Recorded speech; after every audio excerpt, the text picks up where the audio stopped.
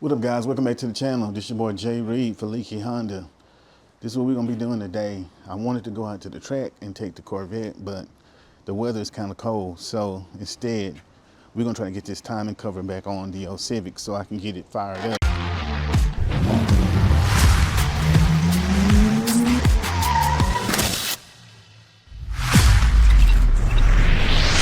So it lasted about 2 months before it broke again.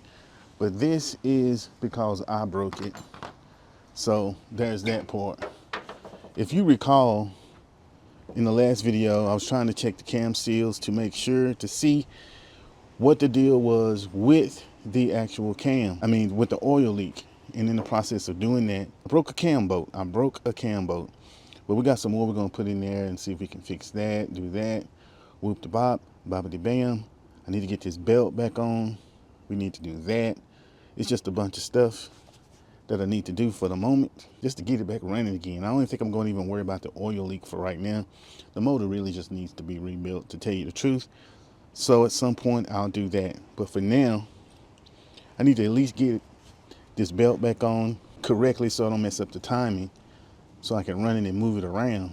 And we just deal with that oil leak until I feel like messing with it again, maybe in the summer. Once it gets a little warmer, because I feel like because it's kind of cold, Texas version of cold, that's why that bolt snapped. 2 of them snapped. So let's get right into that. Now here's the dilemma that I have with doing this particular project. My tensioner bolt stripped out a while back, so I just kind of slide it over the cam gears without reducing the tension. Had no problem with it. Had no problem with it in the past. Put it back on, whoop de whoop, bada bang. Well, the problem is this time, when I was trying to put it on before, the other day, I accidentally spun the exhaust cam. I accidentally spun it. So that kind of got it out of timing. So now I have to pull cylinder 1, get the crank up to top dead center, line these cam gears up appropriately, and put this belt back on. I'll probably take some zip ties, put them in there and make sure that they don't move again. But long story short, I pretty much just caused some unnecessary work.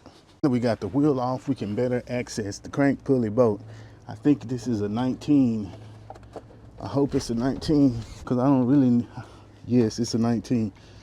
So we just need to put a little wrench on that and just get the cranking so we can get this at top dead center. And the way I do that, we're gonna stick a screwdriver in the top of this particular hole.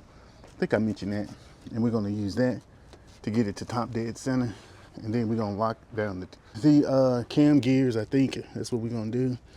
We're gonna lock them down. Look at here.